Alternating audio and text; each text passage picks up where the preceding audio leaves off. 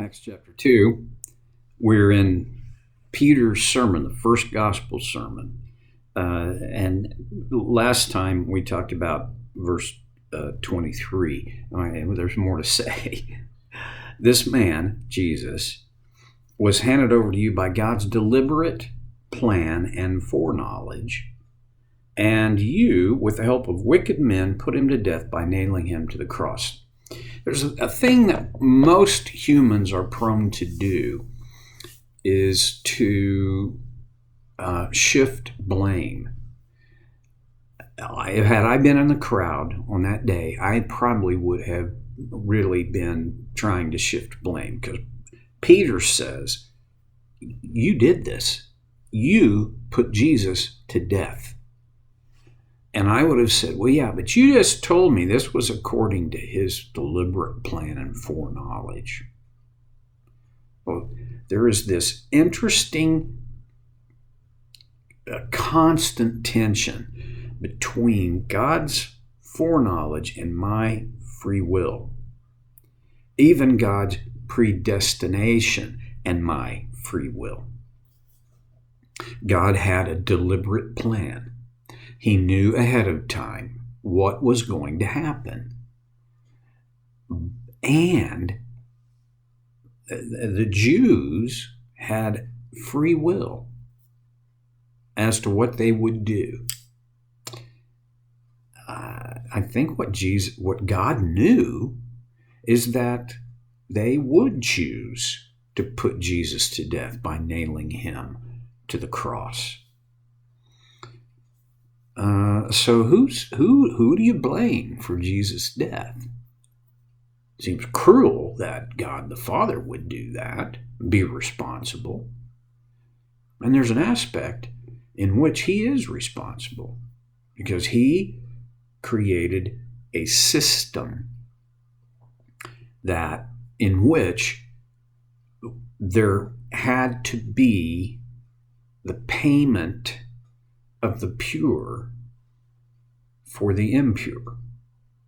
For sin had to be paid for by sacrifice. And Jesus was the perfect and final sacrifice. That is a primary theological tenet. But I don't believe you can be an actual Christian and truly follow Jesus and not believe that. But it's primary, but not simple. I don't know. I can't understand why he would design things in this way. Because if he knows everything, as we believe he does, he knew that the outcome would be his own son, his own self would have to die and not just pass away. He would be put to death in the same way as the goats and lambs and rams were put to death at first the tabernacle and then the temple for sacrifices to roll back the sin of Israel. It's a big deal. And I'm not going to give all the time that it would take to unpack that. So let's go back to where we were, all right? God had a plan, a deliberate plan, and he knew ahead of time. He knows everything ahead of time because he's not in time. All right, keep going. And you, Peter says, you, did he point? I don't know. But everybody in that crowd would have heard it. Not that he was speaking to just 1, 2, or 7 people. Saying to everybody in that crowd who was within within the sound of his voice. You, with the help of wicked men, put him to death by nailing him to the cross. Now, we look at that, and I think unless you've never encountered the Christian religion, you and I look at that and we're going, well, yeah, Jesus died on the cross. I mean, I have a cross I often wear around my neck as in tribute to the fact that Jesus died on the cross, and that his death is for me the payment for my sin. But there is this verse and idea in what we call the Old Testament, well, that said anyone who was hung on a tree was cursed. So the cross was a tree? No, but it was made of trees, right? In all likelihood, a tree. Jesus, when he hung on the cross, he was cursed. Actually, what happened is he took upon himself our curse. Every human being from Adam and Eve on has been living under the curse of consequences for sin. The ultimate consequence for sin is death. I believe people die today physically die today because of the curse. I also know that, or I believe that the not only is it the physical, corporal death, but it's the spiritual death, the death of separation from God because of sin. Jesus took that curse on himself. And the Jews here in the crowd, in Peter's audience, they would have been very familiar with the idea of that the one who was hung on the tree was cursed. That would they have understood that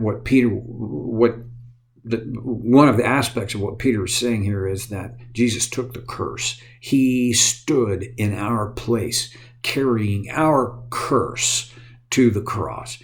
I don't think so, but by the way, they would have had they would have had zero connection in their minds between the cross and their religious beliefs. There was nothing, in that day, there was absolutely nothing spiritual about the cross.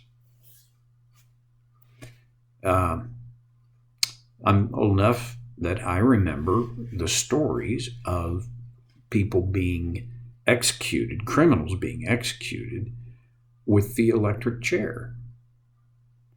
I wish I could remember who the author was, but they were talking about, the cross that we wear as jewelry.